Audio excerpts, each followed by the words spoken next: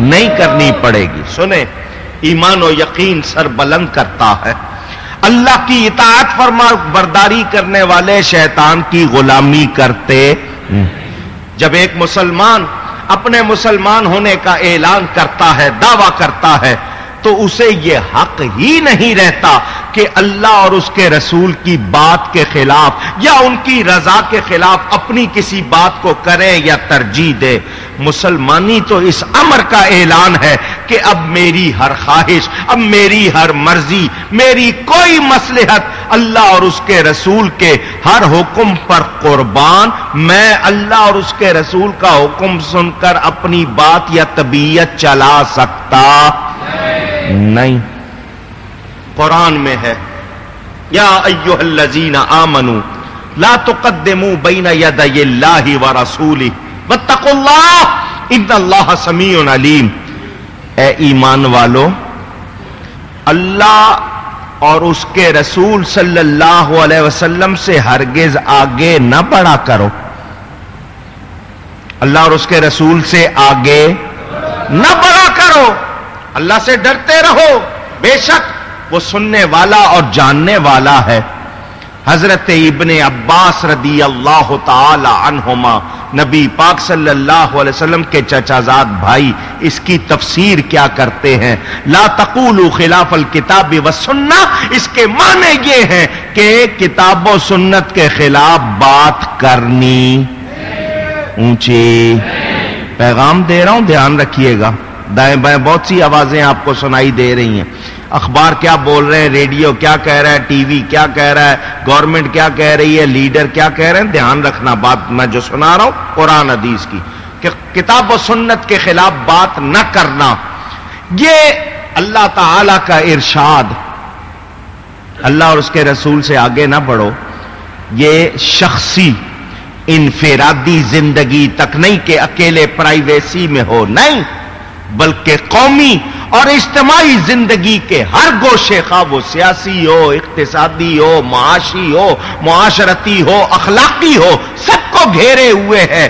کسی اسمبلی کو، مقننہ کو یہ حق نہیں پہنچتا کہ وہ ایسا کوئی قانون بنائے جو کتاب و سنت سے ٹکراتا ہو. نہ کسی عدالت کو کوئی حق پہنچتا ہے کہ کوئی ایسا فیصلہ سنائے جو کتاب و سنت کے احکام کے خلاف ہو، اس کے برعکس ہو. ہم جو کام کریں، ہم جو بات کریں، ہر مسلمان پر لازم ہے کہ وہ دیکھے کہ میں جو کچھ کر رہا ہوں، کہہ رہا ہوں، اللہ اور اس کے رسول نے اس کی اجازت دی ہے یا نہیں. اگر میں ان کی رضا کے خلاف کروں گا تو نقصان میرا ہے، کسی اور کا. قرآن کیا کہتا ہے ذرا سنیں. اللہ تعالیٰ ارشاد فرماتا ہے، فَلَا وَرَبِّكَ لَا يُؤْمِنُونَ حَتَّى يُحَكِّمُوكَ فِي مَا شَجَرَ بَيْنَهُمْ ثُمَّ لَا يَجِدُوا فِي أَنفُسِهِمْ حَرَجًا مِّمَّا قَضَيْتَ وَيُسَلِّمُوا تَسْلِيمًا. اللہ فرماتا ہے، محبوب تیرے رب کی قسم. اپنے حبیب سے اللہ کیا فرماتا ہے؟ محبوب تیرے رب کی قسم، میں زمینوں کا بھی رب ہوں، آسمانوں کا بھی رب ہوں، ہواؤں فضاؤں کا رب ہوں، سب کا رب ہوں، مگر ناز ہے تو اس بات پر کہ تیرا رب ہوں. اللہ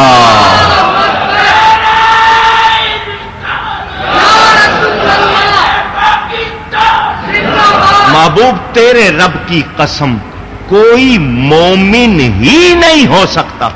یہ نہیں فرمایا غوث نہیں ہو سکتا، قطب نہیں ہو سکتا، ابدال، مومن ہی نہیں ہو سکتا جب تک اپنے معاملات میں تجھے اپنا حاکم نہ مانے. اور جب نبی فیصلہ کر دے تو دل میں تنگی نہ ہو، دل پریشان نہ ہو کہ یہ کیا ہو گیا. نہیں، دل و جان سے ان کا فیصلہ قبول. یہ آیت جس حکم کو واضح کر رہی ہے وہ قیامت تک سب مسلمانوں کے لیے ہے. جو لوگ اپنی زندگی کے معاملوں میں حضور کے فیصلے کو تسلیم نہیں کرتے، نبی کے ارشادات پر عمل کرنے میں دل میں تنگی محسوس کرتے ہیں، ان کا ایمان سے کوئی تعلق.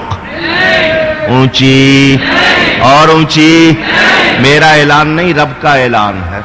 اللہ فرماتا ہے لا یؤمنون، مومن ہی نہیں ہو سکتے جو نبی کا فیصلہ نہ مانے، نبی کے ارشاد کو نہ مانے، وہ مومن۔ تو سیدھی سی بات کرو نا، ایمان کس کا نام ہے؟ نبی کو ماننے کا نام ہے ایمان۔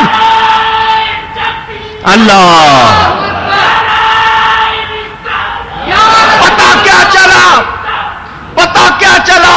لاکھ بار لا الہ الا اللہ پڑھتے رہو، مسلمان نہیں ہو سکتے جب تک محمد الرسول اللہ نہیں پڑھو گے صلی اللہ علیہ وسلم۔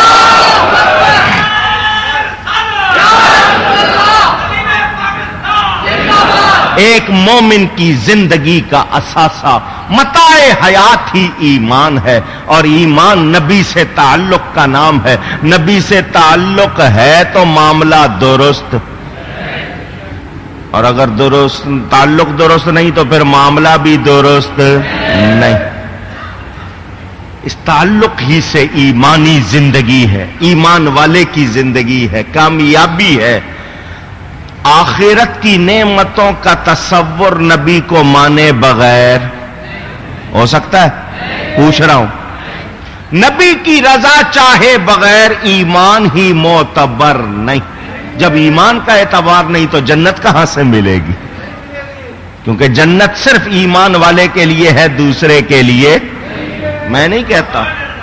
جو نبی کی فرما برداری نہیں کرتے قرآن سنیں۔ اللہ تعالیٰ ارشاد فرماتا ہے یا ایھا الذین آمنوا اطیعوا اللہ واطیعوا الرسول ولا تبطلوا اعمالکم۔ اے ایمان والو، فرما برداری کرو، کہنا مانو اللہ کا اور کہنا مانو رسول کا، اور اپنے عملوں کو ضائع نہ کرو، باطل نہ کرو۔ جو رسول کی فرما برداری نہیں کرتا، کہنا نہیں مانتا، قرآن کا فیصلہ ہے اس کے عمل برباد ہے، اس کے عمل لا تبطلوا۔ اللہ فرما رہا ہے باطل نہ کرو اپنے عملوں کو۔ اگر رسول کا کہنا نہیں مانا تو عمل کسی کام کے۔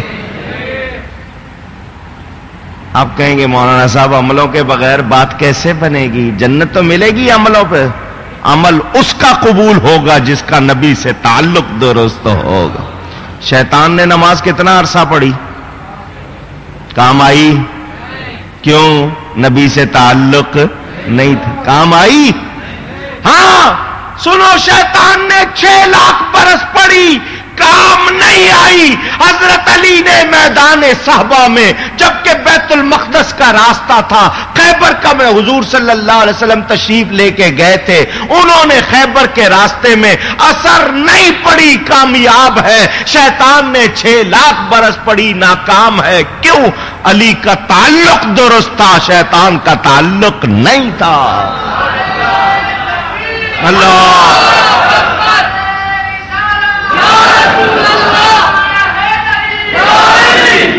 گود میں نبی کا سر ہے، اثر قربان کر دی، نبی نے سورج لوٹا دیا۔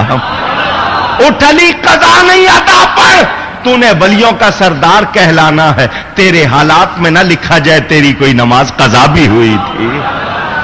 وہ نماز چھوڑ رہے ہیں، کامیاب ہے۔ وہ 6 لاکھ برس پڑھ رہا ہے، کامیاب نہیں۔ اس کا یہ مطلب نہیں میں نماز چھوڑنے کی بات کر رہا ہوں، نماز اسی کی نماز ہے جس کا نبی سے تعلق ہے۔ اللہ،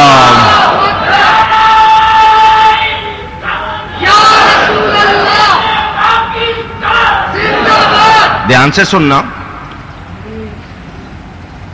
دنیا شاید یہ بات نہیں جانتی، آپ تو جانتے ہوں گے، جب کوئی کسی مذہب کو قبول کرتا ہے، دین دھرم مذہب کو قبول کرتا ہے، تو اس کی نظر میں وہ دین دھرم، اس کا مذہب باعث نجات ہوتا ہے کہ میں اس راستے پہ چلوں گا، کامیاب ہو جاؤں گا، یہ صحیح راستہ ہے، سچا راستہ ہے، وہ اس کو سچا جان کر صحیح سمجھ کر ہی مانتا ہے نا، ورنہ کیوں مانے؟ سیدھی سی بات۔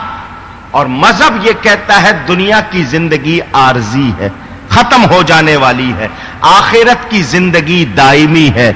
ایمان اور اعمال صالحہ، نیک عمل کرنے کی تلقین ضرور ہے۔